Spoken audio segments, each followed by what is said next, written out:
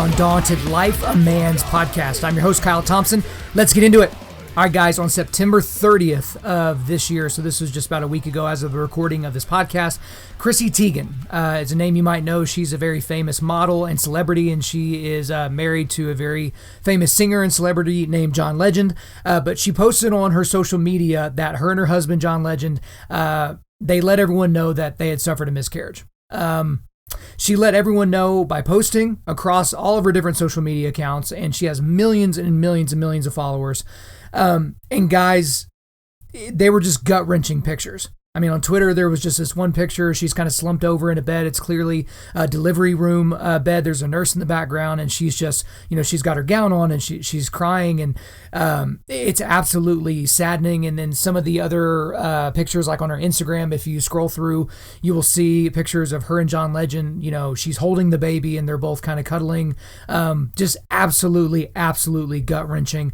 And I'm going to go ahead and read what she posted. So she posted a few paragraphs on her different social medias, but it was all the same message. So I'll go ahead and read that here. So it's, quote, "We are shocked and in the kind of deep pain you only hear about, the kind of pain we've never felt before. We were never able to stop the bleeding and give our baby the fluids he needed, despite bags and bags of blood transfusions. It just wasn't enough. We never decide on our babies' names until the last possible moment after they're born, just before we leave the hospital. But we, for some reason, had started to call the little guy in my belly Jack. So he will always be Jack to us. Jack worked so hard to be part of our little family, and he will be forever. To our Jack, I'm so sorry that the first few moments of your life were met with so many complications, that we couldn't give you the home you needed to survive. We will always love you. Thank you to everyone who has been sending us positive energy, thoughts, and prayers. We feel all of your love and truly appreciate you. We are so grateful for the life we have, for our wonderful babies Luna and Miles, and for all the amazing things we've been able to experience. But every day can't be full of sunshine. On this darkest of days, we will grieve, we will cry our eyes out, but we will hug and love each other harder and get through it." And then in subsequent posts on her different social medias, it was just, she was posting that, we're driving home without a baby. How is this real life? I mean, absolutely, absolutely gut-wrenching. And the public reaction has been just an overwhelming amount of love and support towards Chrissy Teigen, to John Legend and their entire family. Obviously an incredibly sad situation. And that was where most people's thoughts went initially, was be with them during this sad time. They're a very, very public couple, right? And they've been kind of easy to pick on because John Legend says, if Trump's elected to a second term, he's going to move out of the country. But him and Chrissy had just bought, basically an $18 million mansion in Beverly Hills. So, they're just a very public couple, right? There's a lot of things that you can make fun of or, aspire to or whatever you want to do in terms of how you view them. But when something like this is happening, this is a subject matter that has touched a lot of people, and they've been very open about it. And so open that some of the secondary thoughts people were having is that this family, and Chrissy Teigen specifically, was oversharing. Right? Oh, well, you really shouldn't go to social media with stuff like this. Like, isn't that just a bit much? And I got to say, I could not disagree more with that sentiment. Couldn't disagree with it more. Because the interesting thing about miscarriage is no one really knows what to say or do with a miscarriage. I mean, that includes inside the church, because, it's somehow almost like a junior varsity loss. Right? The varsity losses are like when you lose, a child that's been born, or when you lose your spouse, you become a widow or widower, when there's some sort of a tragedy that takes life. That a miscarriage just doesn't seem to be to that same level. Right? I mean, I go into detail on thoughts like that and on my own experience of loss in episode 71 of this podcast, just called Loss. And this was after my wife and I suffered a second miscarriage, right? After the first one, I didn't tell anybody, didn't really know what to say. This happens in 1 in 5 pregnancies, and it's really not that big a deal. But we felt pain and loss, but we didn't really know where to go with it. And then after the second one, it's like, no, this freaking sucks. This sucks really bad. This hurts. This hurts really bad. Like, we lost a second kid is the way that we saw it. And, I kind of even overshared, and I talked about it on this podcast. And so, I think that her sharing that and their family's decision to share that was a positive thing. I really do think it was a positive thing. That there's just not enough discussion around miscarriage. And I've had several people reach out to me after episode 71 of this podcast to share their own story of miscarriage and loss. And how they just, there aren't guys that talk about it, right? Because this is a very woman thing, right? It's taking place inside her stomach, and it's part of her body at the time, and she's nourishing the baby and keeping it alive inside of her body. And so, what does the man do other than just kind of sit idly by and make sure that she's comfortable and rub her feet, right? But it kind of gave them a voice. So I was glad that I overshared according to some people's thoughts.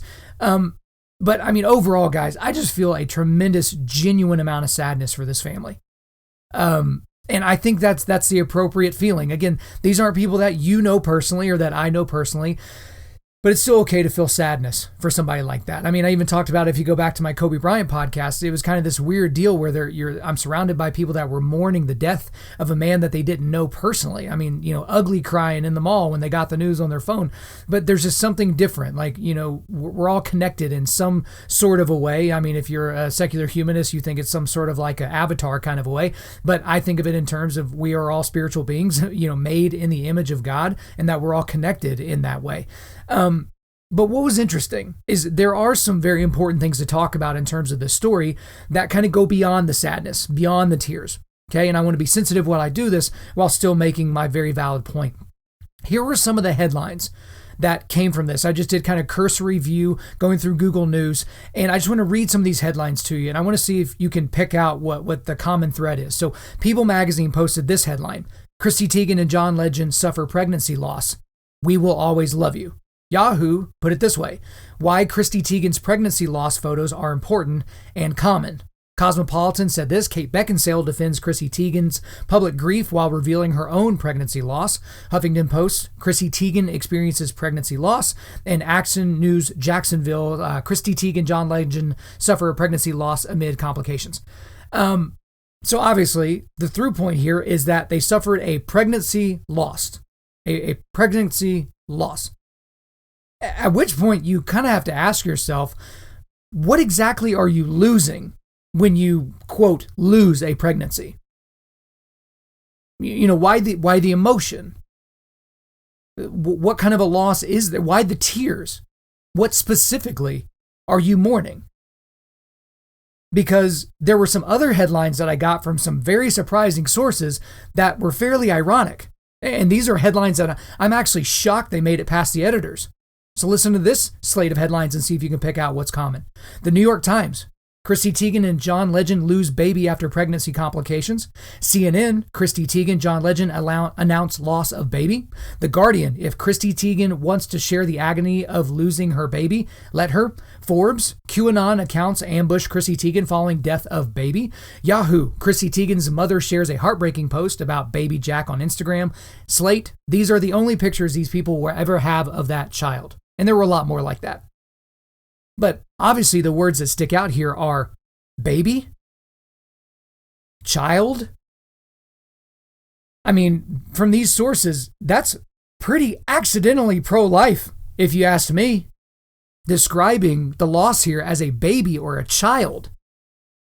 Because some of, and most of the news outlets that I just named here that use the word baby or child to describe Teigen and Legend and what they lost are the same folks that carry water for the abortion industry. The same people that are always in a rush to defend Planned Parenthood or defend NARAL or defend the woman's quote-unquote right to choose. They're first in line.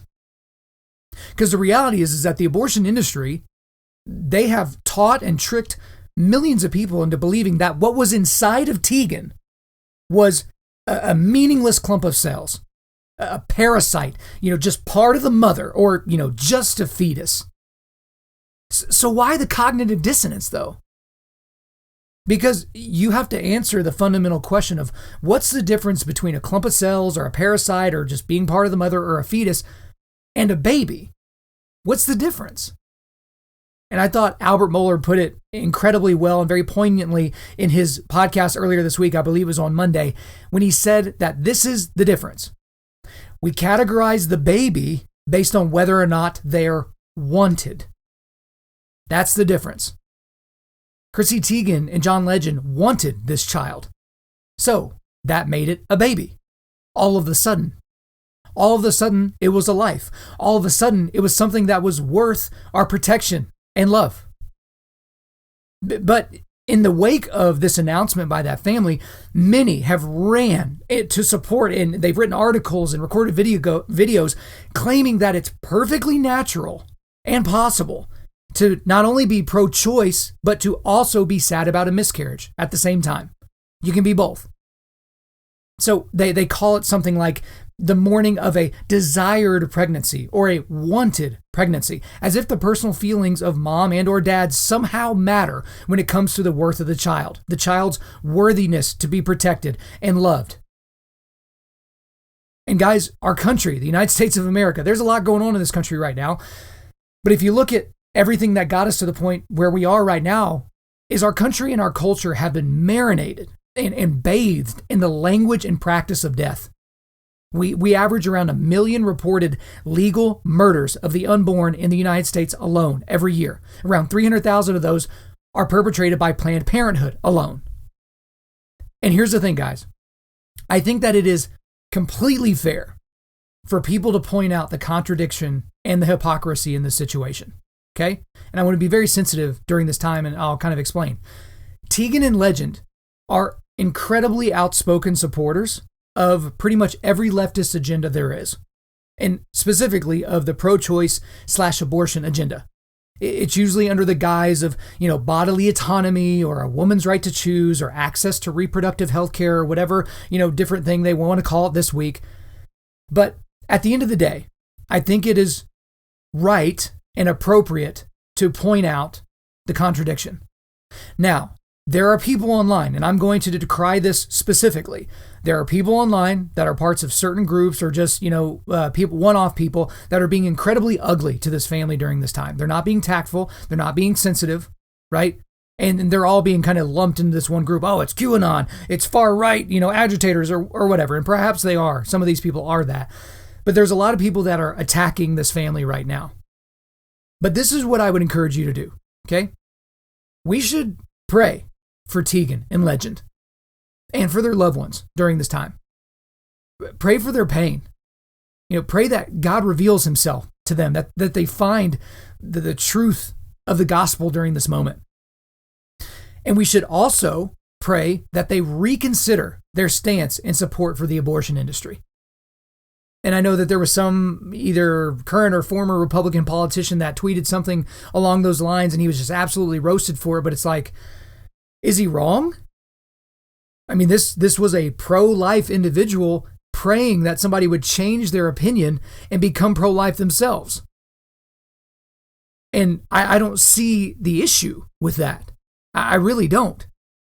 Because here's the main point of this podcast. I know it's going to be a little bit shorter, but here's the main point, guys.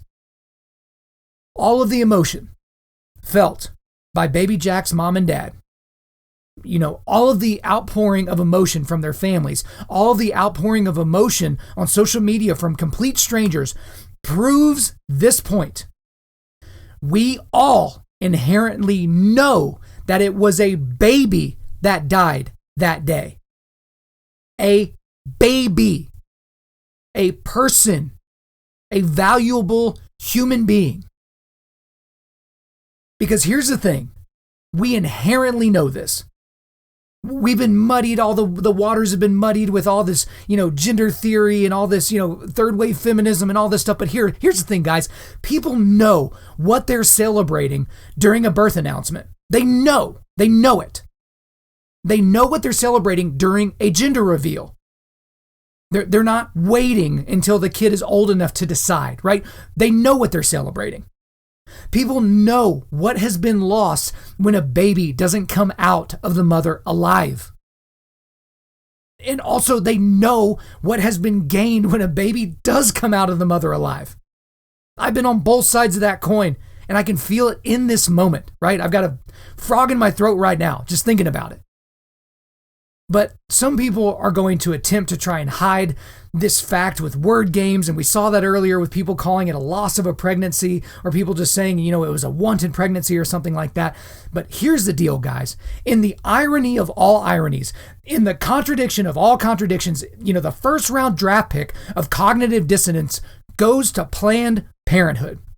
Because on Twitter, after this announcement, this is what they tweeted, quote, We're so sorry to hear that Chrissy Teigen and John Legend lost their son, and we admire them for sharing their story. Heart emoji. Really? Really? Planned Parenthood hopping into the fray because this celebrity couple is suffering a loss. And that's not what I'm mad about, obviously. I'm mad about the fact that they slaughter hundreds of thousands of babies a year, and they have the nerve and the temerity to sit there and say that they're hurting alongside Chrissy Teigen and John Legend the loss of their son, because they're imbuing personhood to Jack, this boy, this baby boy, not this genderless gnome, this baby boy. And we're supposed to take them seriously as one of the many supporters of Chrissy and John during this time. It's absolutely flabbergasting that at no point did anyone on the PR team or the marketing team there, whoever's on the social media team at Planned Parenthood, to think, we might just leave this one alone. This is kind of a lightning rod kind of a deal. But they just don't see it. It's a seared consciousness. And so the point of this podcast is obviously not to pile on this family. I think I've been overwhelming in my support for them and my desire that you and everyone around you to pray for these people and pray for anyone that goes through this. But we have to be real about this situation. Because if Chrissy and John come out of this situation and they're still in support of the pro-abortion cause, and one of their arguments is that what's growing inside of the mom is not worthy of anything, it's a meaningless clump of cells, that argument doesn't work anymore. You don't get the sympathy for your loss while at the same time claiming that other people don't have that same right, or that they're thinking wrong-headedly because they think what's growing inside of them is important. Because guess what? You showed us your cards, and you believe it too. So guys, I know with a lot of these podcasts, all roads seem to lead to abortion, right? And we're going to get into the real, if you thought the podcast has been a little political lately, it's only going to get a little bit more so of that as we get closer to the election. I plan on talking to you guys about my thoughts on Joe Biden specifically, my thoughts on Donald Trump specifically as we march our way towards November 3rd. But a lot of things hinge on this one topic. Because the way you feel about the topic of abortion tells me how you feel about humanity in general. And we should pay attention. All right, guys, before we let you go, we are going to do a quick resilience boost. As you know by now, we are a men's ministry, and our mission is cultivating manly resilience. And specifically, we do that by providing you content like this podcast that helps you forge spiritual, mental, and physical toughness. So for today, I've got an article from you, and this is from Alexandra DeSantis. It's called Losing a Baby. So she wrote this article for the National Review. This is an incredible article. And I'm glad it was written by a woman because she goes right at this topic. She kind of talks about how the New York Times handled the news of Chrissy Teigen and John Legend losing their baby, and some of the language that was thrown around, and how, people like the New York Times kind of infuse the politics of the pro-life versus pro-choice debate into this. I thought it was an incredibly well-written article. It's short. It's worth your time. Make sure you give it a read. All right, guys, thanks so much for listening to the podcast. We really do appreciate it. If you would, please subscribe on Apple Podcasts, iTunes, Spotify, Google Podcasts, or Stitcher, and refer your friends to listen and share this on social media. Guys, if we deserve a 5-star review, please leave us 5 stars and a few sentences letting us know why you like the content. I'm currently booking speaking engagements for the remainder of 2020 and the beginning part of 2021. So if you want me to come speak on your podcast, at your men's event, at your company, wherever, hit me up, info@Undaunted.Life. That's info @Undaunted.Life. The website is www.Undaunted.Life. You can follow us on Instagram and Twitter @Undaunted.Life or Facebook.com/Undaunted.Life. Check out our free devotionals on the YouVersion Bible app. Just search Undaunted.Life under plans. And as always, we want to thank the band August Burns Red for allowing us to use their entire music library for our content. The intro-outro track on this podcast is their song Defender, which is off their latest record entitled Guardians. The links are in the description. I'm your host, Kyle Thompson.